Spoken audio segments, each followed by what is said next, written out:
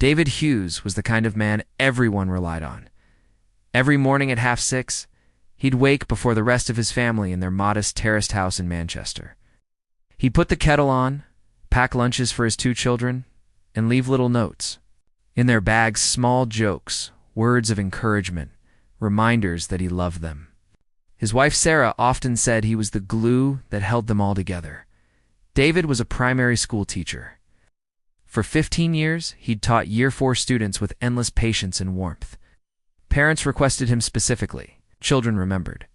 Him, decades later, he wasn't just good at his job, he loved it deeply. But beyond teaching, David had a dream. For 8 years, he'd been writing a children's book. It sat on his desk at home, nearly finished, just 3 chapters left.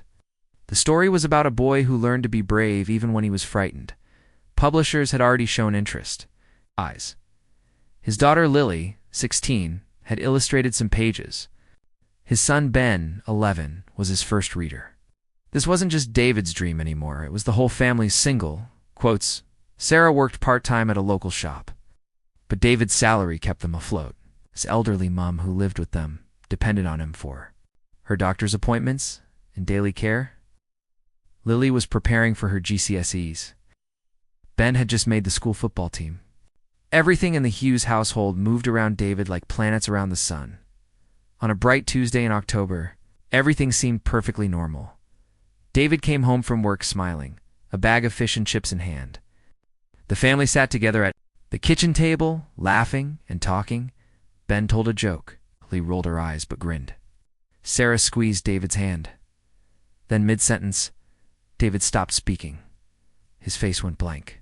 His eyes stared ahead, unfocused. David. Sarah's voice was light at first, confused.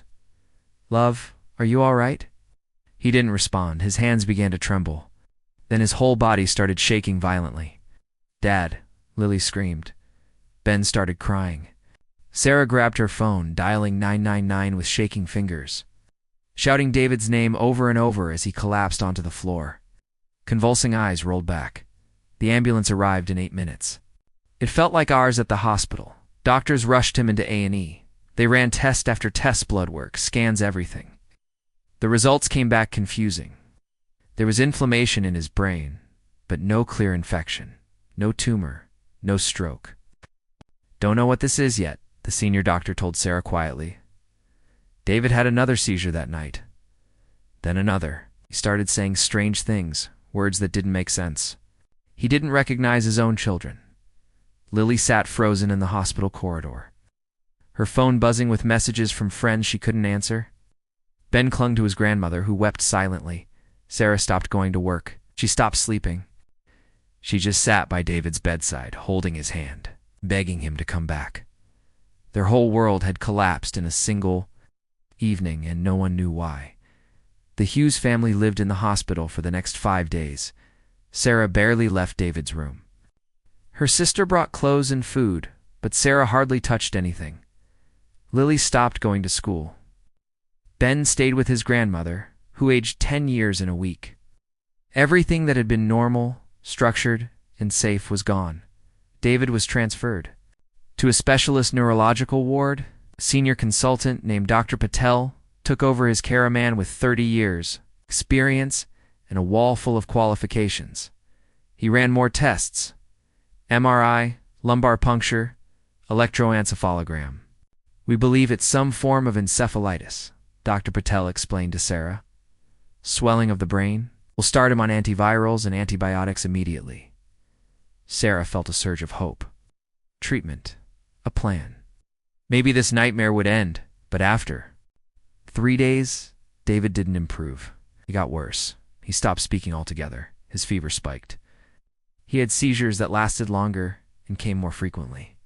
His body seemed to be fighting itself, and no one understood why.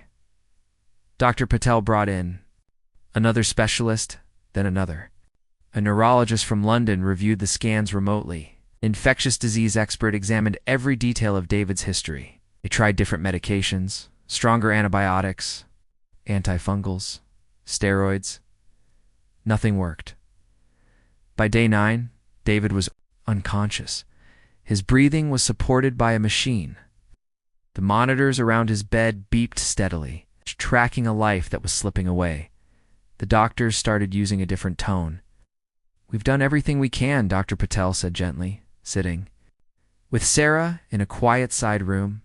Sometimes, despite our best efforts, we simply don't have answers. His brain is severely inflamed, and we can't find the cause.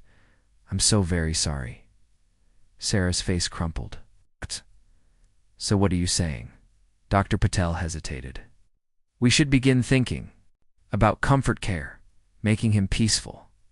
"No." Sarah's voice was firm, though tears streamed down her face.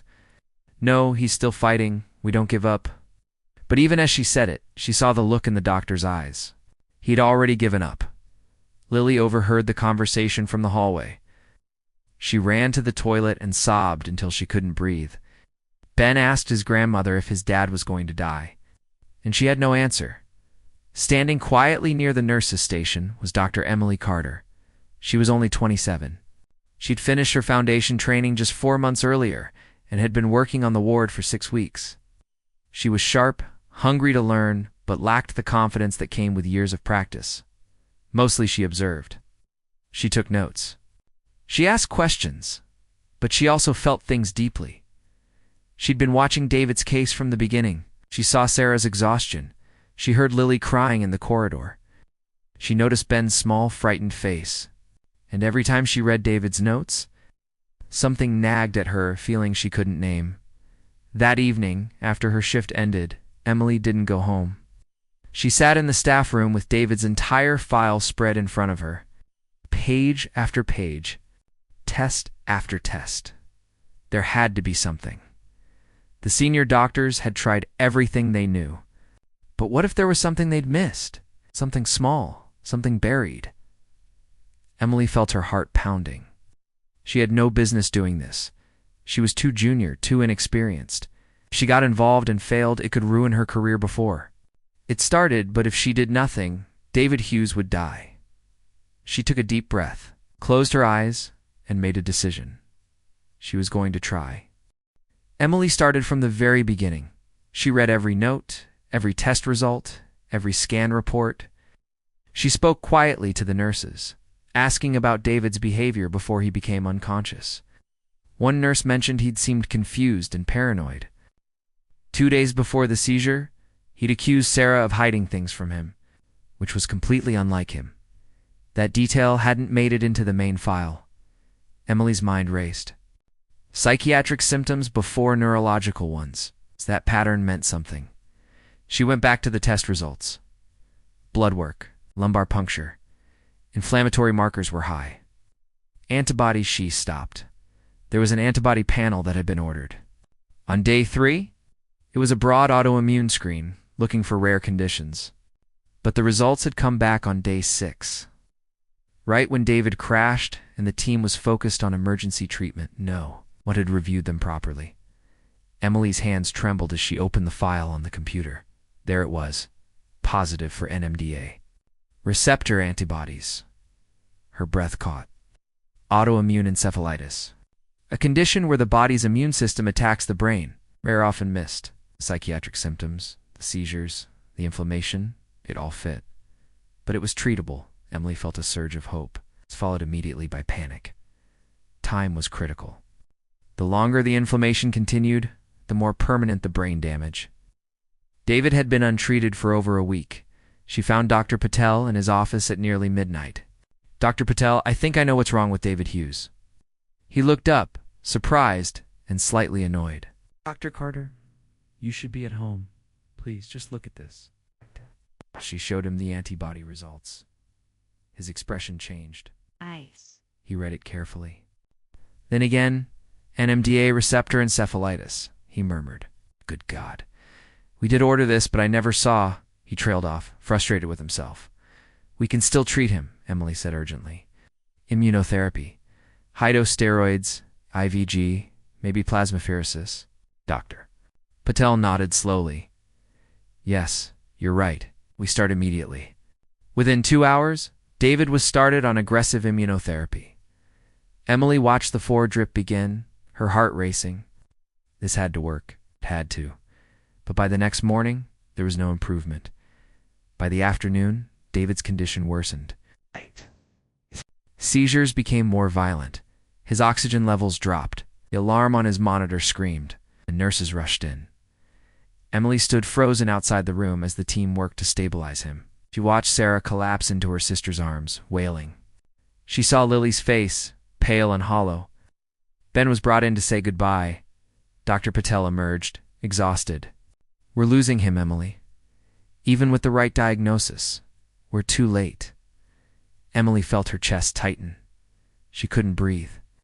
She walked blindly to the stairwell and sank onto the steps, tears streaming down her face. She'd been so sure. She'd found the answer, but it hadn't been enough. She'd failed. She sat there for a long time, head in her hands, replaying every decision. Then, thought crept in. An MDA receptor encephalitis often didn't respond to first-line treatment alone. In severe cases, you needed combination therapy and you needed to remove the antibodies. Faster, plasmapheresis. They'd discussed it but hadn't started it yet because of the risks. But without it, David would die anyway. Emily stood up, wiped her face, and ran back to the ward. She had one more chance. Emily found Dr. Patel at the nurse's station, writing notes with a heavy hand. "We need to start plasmapheresis now," she said, breathless. "Not tomorrow now." He looked at her weary.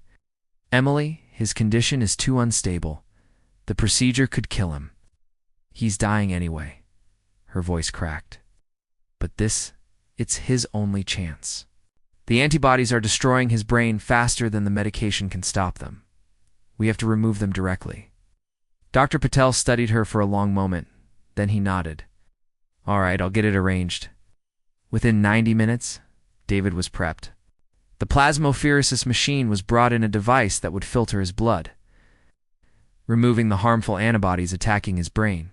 Sarah signed the consent forms with shaking hands. "Is this going to save him?" she whispered to Emily. Emily wanted to promise her. She wanted to say yes, but she couldn't. "It's our best chance," she said softly. "We're going to fight for him." The procedure began just after midnight. Emily stayed by David's bedside the entire time, monitoring every number, every reading. Dr. Patel remained nearby. The nurses rotated shifts, but Emily didn't leave. For hours, nothing changed. David remained unconscious. His fever stayed high.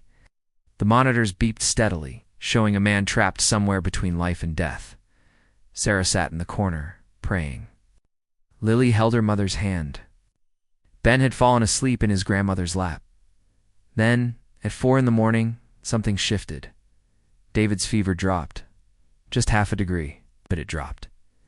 An hour later, his brain activity on the EEG showed slight improvement. By dawn, he was breathing more steadily on his own. Emily didn't dare hope yet, but the numbers were moving in the right direction. By midday, after the second session of plasmapheresis, David's eyes fluttered. Sarah gasped. David, his eyelids opened slowly, confused, weak but aware. "Sarah?" His voice was barely a whisper. She burst into tears, gripping his hand.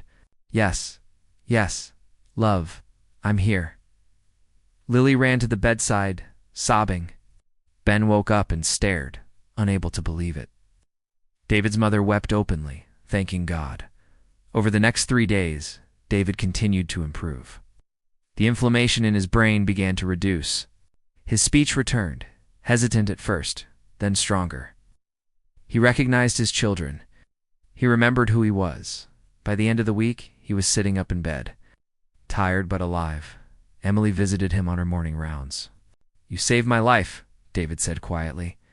Emily shook her head. "You fought hard. Your family never gave up.